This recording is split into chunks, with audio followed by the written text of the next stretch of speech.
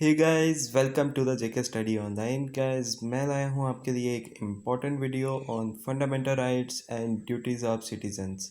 Guys, ये हमारा Indian polity का सेट 2 रहेगा, जिससे हम एमसीक्यूज डिस्कस करेंगे फंडामेंटल राइट्स और फंडामेंटल ड्यूटीज़ के। ठीक है, तो गाइस, अगर आपने इंडियन पॉलिटी का सेट 1 नहीं देखा है, जिसमें हमने पार्लियामेंट को डिस्कस किया है, पार्लियामेंट के रिलेटेड एमसीक्यूज डिस्कस किए हैं, तो आपको मैं इसी वीडियो के डिस्क्रिप्शन में लिंक दे दूंगा, आप वहाँ पे जाके उसको वॉच कर सकते हैं। तो गाइस, ये वीडियो पंचायत सेक्रेटरी, जेके एसएसबी और जेके पीएससी एग्ज़ाम्स के लिए बहुत हेल्पफुल रहने वाली है। मैक्सिमम इसमें से जो क्वेश्चंस हैं वो सारे के सारे कोई तो कोई एग्ज़ाम्स में पूछे गए हैं। तो गाइस, वीडियो को शुरू करने से पहले अगर आप चैनल पे फर्स्ट टाइम विज़िट कर रहे हो तो चैनल को सब्सक्राइब कर लो, ताकि हमारी तरफ से कोई भी वीडियो आएगी तो आप उसको असेस कर पाओ सबसे पहले।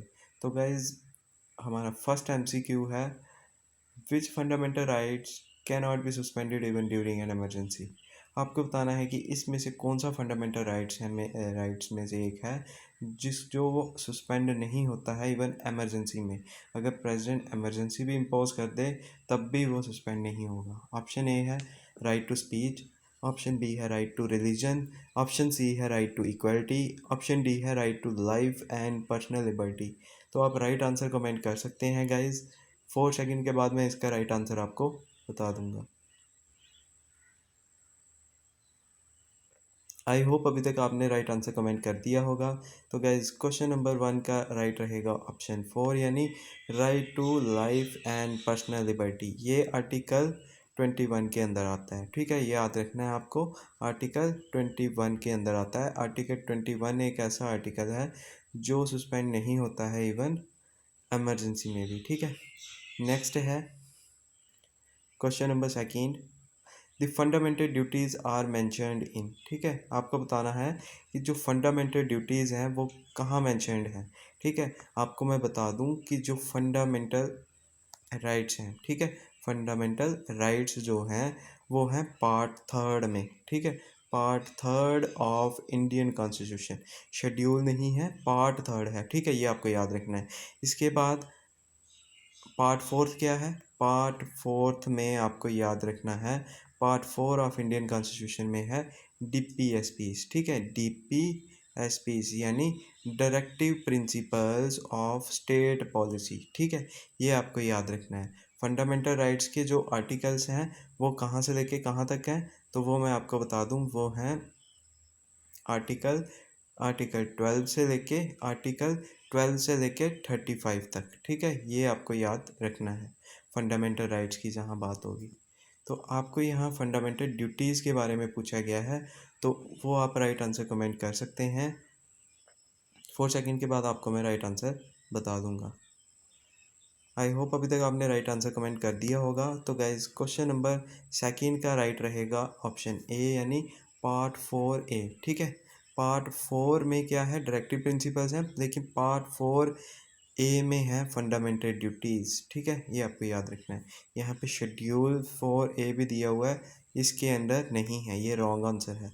ऑप्शन राइट है पार्ट 4 ए। ठीक है, नेक्स्ट है इसके बाद question number 3, which of the following article of Indian constitution contains fundamental duties. आपको बताना है कि कौन सा आर्टिकल है जिसमें फंडामेंटल ड्यूटीज़ जो हैं वो हमारे इंडियन कॉन्स्टिट्यूशन में बताई गई हैं। ठीक है, तो आप राइट आंसर कमेंट कर सकते हैं। ऑप्शन ए है 45 ए, ऑप्शन बी है 51 ए, ऑप्शन सी है 42, तो ऑप्शन डी है 30 बी। ठीक है, आपने बताना है कि राइट आंसर क्या है। ठीक है,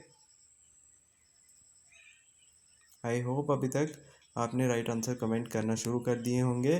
तो गाइज, मैं आपको बता दूं, क्वेश्चन नंबर 3 का राइट रहेगा ऑप्शन बी, यानी आर्टिकल 51 ए। ठीक है, आपको याद रखना है आर्टिकल 36 से लेके 51 तक क्या है? Directive principles of state policy. ठीक है, ये आर्टिकल से directive principles of state policy से रिलेटेड है।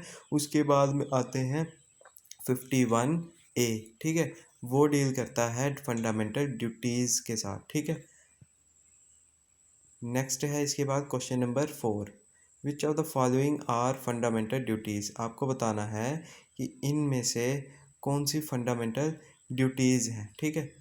ऑप्शन ए है safeguarding public property, option B है protecting the sovereignty integrity and unity of India, option C है developing scientific temper and humanism, option D है all of the above, ठीक है। मतलब सब ये आपको इनमें से बताना है कि इनमें से फंडामेंटल ड्यूटी कौन सी है और कौन सी नहीं, ठीक है। आपके पास 4 ऑप्शन है, आप राइट आंसर कमेंट कर सकते हैं। आई होप आपने राइट आंसर कमेंट्स कर दिए होंगे। तो गैस क्वेश्चन नंबर 4 का राइट रहेगा ऑप्शन डी यानी ऑल ऑफ द अबव। ये सारी जो है ना, safeguarding public property, protecting the sovereignty integrity and unity of India, developing scientific temper and humanism, तो ये सारे के सारे फंडामेंटल ड्यूटीज़ के अंडर आते हैं, ठीक है। नेक्स्ट है इसके बाद question number 5, which of the following committee suggested incorporating fundamental duties in the constitution, ठीक है, in the Indian constitution.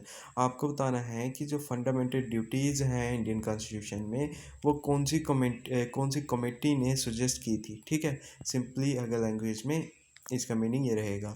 Option A है मल्होत्रा कमेटी, ऑप्शन बी है राघवान कमेटी, ऑप्शन सी है स्वर्ण सिंह कमेटी, ऑप्शन डी है नरसिम्हा राव कमेटी या फिर नरसिम्हन कमेटी, ठीक है।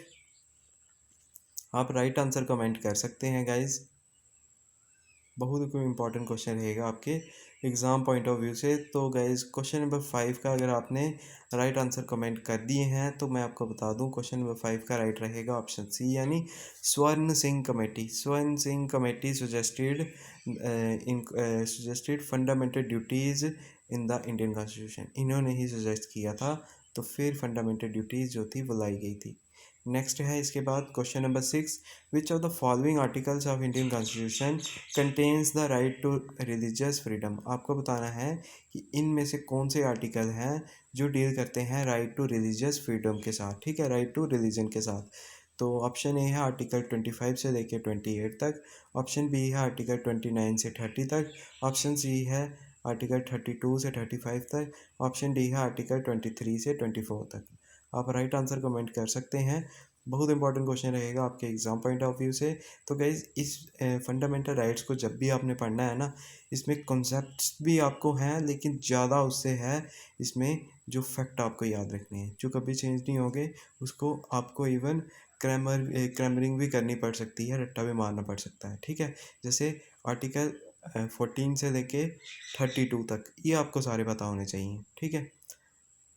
तो गाइज़ अगर आपने अभी तक राइट आंसर कमेंट कर दिया है 6 का, तो आपको बता दूं इसका राइट रहेगा ऑप्शन ए, ठीक है। आर्टिकल 25 से लेके 28 तक जो हैं ये हैं राइट टू रिलीजन से रिलेटेड, रिलीजियस फ्रीडम से रिलेटेड, और इसके बाद जो आते हैं 29 से 30 तक ये आते हैं right to protect the interest of minorities, ठीक है। माइनॉरिटीज़ का जो इंटरेस्ट है उसको प्रोटेक्ट करने की बात की गई है 29 और 30 में, ठीक है। तो इसके बाद आर्टिकल 32 टू 35 अगर आपने पता होगा तो ये हैं कॉन्स्टिट्यूशनल रेमेडीज़ से लेके रिलेटेड, जिसमें 5 रिट्स हैं, ठीक है। रिट्स के बारे में बताया गया है कि किस तरह से हम जो हमारे फंडामेंटल राइट्स हैं इसको ये प्रोटेक्ट कर सकते हैं हम, ठीक है। अगर इलीगल हमें डिटेन किया जाता है या फिर और भी, मतलब मैं आपको रिट्स में पढ़ा दूंगा वो, अभी आपको इतना ही याद रखना है क्योंकि वो ज़्यादा डिटेल में चला जाएगा। तो नेक्स्ट ऑप्शन है आर्टिकल 23 से लेके 24। आर्टिकल 23 से लेके 24 जो है इसमें बात की गई है जिसमें चाइल्ड लेबर और साथ में ह्यूमन ट्रैफिकिंग के रिलेटेड बात की गई है, एक्सप्लॉयटेशन की बात की गई है, ठीक है।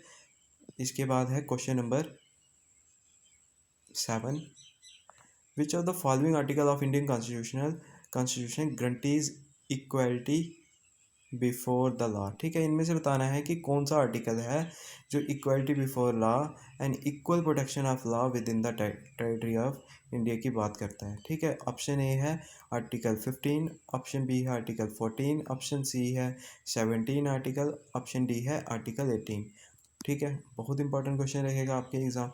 इसमें मैंने जो भी क्वेश्चन दिए हैं ना, इसमें एक क्वेश्चन भी ऐसा नहीं मिलेगा आपको जो एग्ज़ाम पॉइंट ऑफ व्यू से इंपॉर्टेंट नहीं रहेगा। इसमें से कोई भी क्वेश्चन एग्ज़ाम में आ सकता है और मैं इतनी गारंटी देता हूँ इसी में से आपको पॉलिटी का अगर फंडामेंटल राइट्स और ड्यूटी का क्वेश्चन आएगा तो इसी में से आएगा, इतनी भी मैं गारंटी दे सकता हूँ।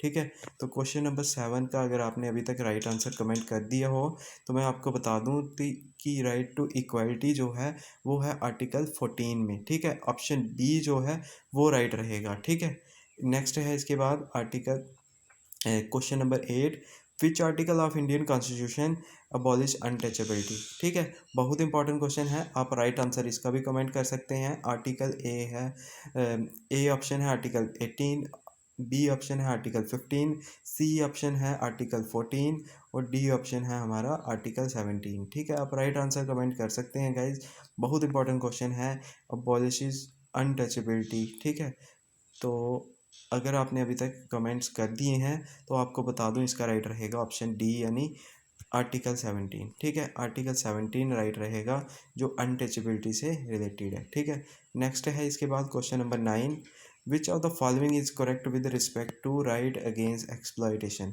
मैंने आपको बताया था राइट अगेंस्ट एक्सप्लॉयटेशन के बारे में, 23 से लेकर 24 तक आर्टिकल हैं, इनके 2 आर्टिकल्स हैं और ये आपको बता दूं कि इसका ऑप्शन ए है prohibition of traffic in human beings and force labour. Option B है freedom as to payment of taxes for the promotion of any particular religion. तो गाइज सेकंड ऑप्शन मैं आपको बता दूं ये कभी भी नहीं होगा, रिलीजन की बात नहीं की गई है एक्सप्लॉयटेशन में। ठीक है, ऑप्शन सी है protection of interest of minorities और ऑप्शन डी है इक्वालिटी बिफोर लॉ। आप राइट आंसर कमेंट कर सकते हैं। इजी क्वेश्चन बन गया है ये क्योंकि इसके ऑप्शन ही ऐसे दिए हैं कि आप इजीली इसको कर सकते हैं। आई होप आपने इसको इजीली कर लिया होगा। तो गाइज क्वेश्चन नंबर 9 का राइट रहेगा ऑप्शन ए यानी prohibition of trafficking in human beings and force labour. ठीक है, नेक्स्ट है question number 10, in which part of the Indian constitution the fundamental rights are provided. आपको बताना है कि इसमें से कौन सा पार्ट है इंडियन कॉन्स्टिट्यूशन का जिसमें फंडामेंटल राइट्स जो हैं वो बताए गए हैं। मैंने आपको इसका आंसर पहले भी बताया था, लेकिन आपको ऑप्शन हैं पार्ट 2, पार्ट 3, पार्ट 4 और पार्ट 5। ठीक है, पार्ट 5 और पार्ट 4। आप राइट आंसर कमेंट कर सकते हैं, बहुत ईजी क्वेश्चन रहेगा आपके लिए ये। आई होप अभी तक आपने इसका कमेंट कर दिया होगा राइट। तो मैं आपको इसका आंसर बता दूं कि पार्ट 3 जो है वो फंडामेंटल राइट से रिलेटेड है। ठीक है, तो ऑप्शन बी राइट रहेगा क्वेश्चन नंबर 10 का। नेक्स्ट है question number 11, the fundamental duties are included in the constitution of India by which of the following amendment. आपको बताना है कि इसमें से कौन सी अमेंडमेंट हुई थी जिसमें फंडामेंटल ड्यूटीज़ को ऐड किया गया था इंडियन कॉन्स्टिट्यूशन में। ठीक है, तो आप राइट आंसर कमेंट कर सकते हैं। ऑप्शन ए है 40th अमेंडमेंट एक्ट या फिर 44th अमेंडमेंट एक्ट या फिर 43rd अमेंडमेंट एक्ट या फिर 42nd अमेंडमेंट एक्ट। ठीक है, आप राइट आंसर कमेंट कर सकते हैं, मैं 4 सेकंड के बाद आपको इसका राइट आंसर बता दूंगा। आई होप अभी तक आपने राइट आंसर कमेंट कर रहे होंगे या कर दिया होगा। तो आपको मैं बता दूं क्वेश्चन नंबर 11 का राइट रहेगा ऑप्शन डी यानी 42nd अमेंडमेंट एक्ट। ठीक है, 42nd जिसको मिनी कॉन्स्टिट्यूशन के नाम से भी जाना जाता है, इस अमेंडमेंट में फंडामेंटल ड्यूटीज़ को ऐड किया गया था इंडियन कॉन्स्टिट्यूशन में। ठीक है, नेक्स्ट है इसके बाद question number 12, which one of the following right of Indian constitution guarantees all the fundamental rights to every resident of a country. आपको बताना है इसमें से कि कौन सा आर्टिकल है इंडियन कॉन्स्टिट्यूशन का वो गारंटीज करता है कि all the fundamental rights to the resident. ठीक है, जो गारंटी करता है कि ये फंडामेंटल राइट्स जो हैं ये दिए जा रहे हैं इनको। ठीक है, तो सिटीजन्स को। तो ऑप्शन ए है right against exploitation, option B है right to freedom, option C है right to equality, option D है राइट टू कॉन्स्टिट्यूशनल रेमेडीज़। आप राइट आंसर कमेंट कर सकते हैं। 4 सेकंड के बाद मैं आपको इसका राइट आंसर बता दूंगा।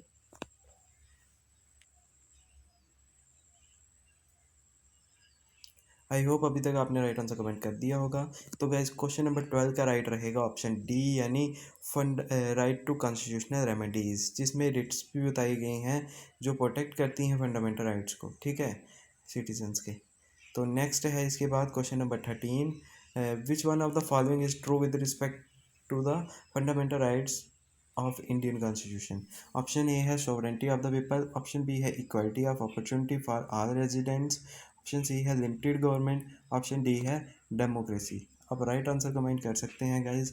बहुत इंपॉर्टेंट क्वेश्चन है ये भी। इसमें बताया गया है कि which one of the following is true with respect to the fundamental rights of Indian constitution. Fundamental rights जो है इंडियन कॉन्स्टिट्यूशन में, उसकी रिस्पेक्ट में आपको बताना है कि क्या ट्रू है। ऑप्शन ए है the sovereignty of the people, B equality of opportunity for all residents, limited government, या फिर डेमोक्रेसी। आपको राइट आंसर बताना है इनमें से। 4 सेकंड के बाद मैं इसका राइट आंसर आपको बता दूंगा।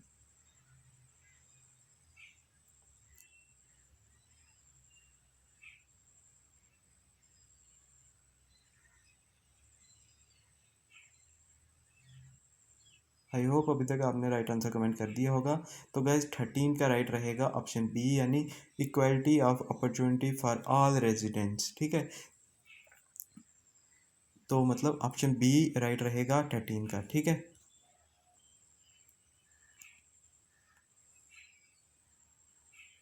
इसके बाद नेक्स्ट है question number 14। B R Ambedkar termed article 32 of Indian constitution as the heart and soul of Indian constitution. आपको एक चीज़ ये भी याद रखनी है, आर्टिकल 32 को अगर आपसे पूछा जाएगा किसने ये बोला है कि heart and soul of Indian constitution, तो ये किन्होंने बोला है, ये बोला है बी आर अम्बेडकर जी ने। ठीक है, तो इसके बाद आगे है विच one of the following fundamental right it contains. ठीक है, उन्होंने बताया है कि इसमें कौन कौन से जो आर्टिकल फंडामेंटल राइट्स हैं वो हाँ। ठीक है, तो ऑप्शन ए है right to freedom, option B है right to constitutional remedies, option C है right to elementary education, option D है right to freedom of religion. ठीक है, आप राइट आंसर कमेंट कर सकते हैं गाइज। मैं 4 सेकंड के बाद आपको इसका राइट आंसर कमेंट कर दूंगा, बता दूंगा। ठीक है, आई होप अभी तक आपने राइट आंसर कमेंट कर दिया होगा। तो गाइज क्वेश्चन नंबर 14 का राइट रहेगा ऑप्शन बी, यानी राइट टू कॉन्स्टिट्यूशनल रेमेडीज। ठीक है, ऑप्शन बी 14 का राइट रहेगा। नेक्स्ट है question number 15। On which of the following day United Nations general assembly rectified it's universal declaration on human rights. ठीक है, आपको बताना है कि कौन से दिन United Nations general assembly UNGA rectified it's universal declaration on human rights, जहाँ पे उन्होंने universal declaration of human rights को रेक्टिफाई किया था। ठीक है, ऑप्शन ए है अक्टूबर 24 1945, ऑप्शन बी है दिसंबर 10 1948, ऑप्शन सी है दिसंबर 16 1966, ऑप्शन डी है अप्रैल 25 1995। ठीक है, आप राइट आंसर कमेंट कर सकते हैं। 4 सेकंड के बाद मैं इसका आपको राइट आंसर बता दूंगा। आई होप अभी तक आपने राइट आंसर कमेंट कर दिया होगा। तो गाइज 15 का राइट रहेगा ऑप्शन बी, यानी दिसंबर 10 1948। ठीक है, दिसंबर 10 1948 को यूनाइटेड नेशन जनरल असेंबली ने रेक्टिफाई किया था, जिसमें उन्होंने डिक्लेयर किया था universal declaration on human rights. ठीक है, नेक्स्ट है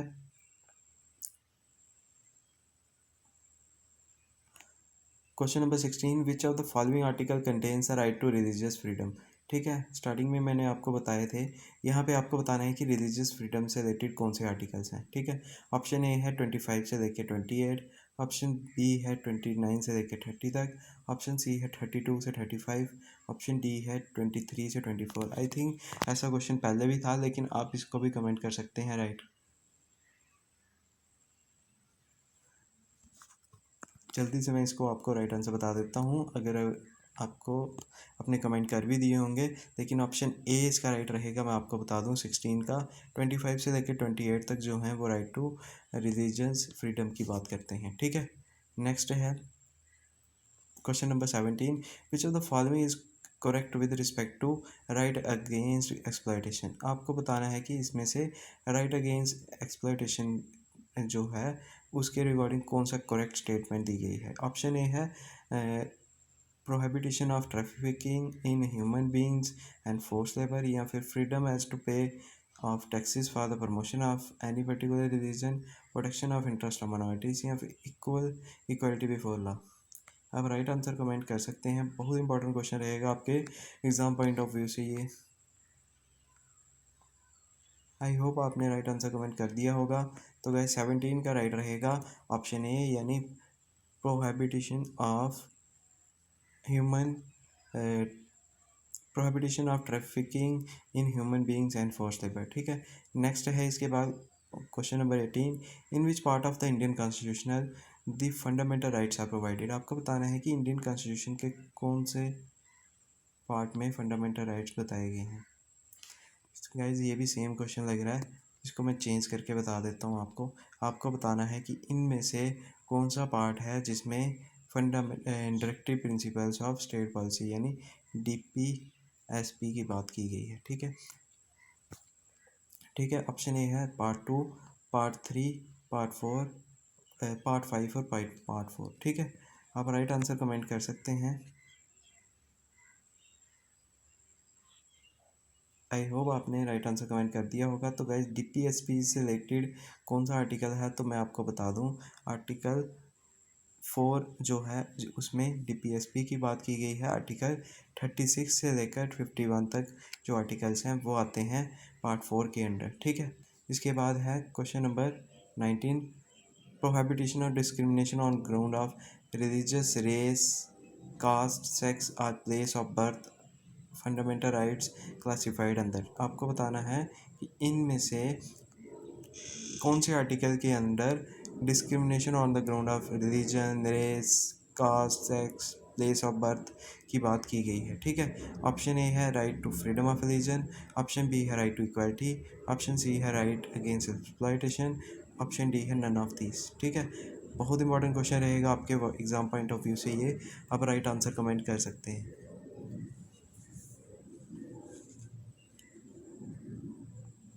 आई होप अभी तक आपने राइट आंसर कमेंट कर दिया होगा।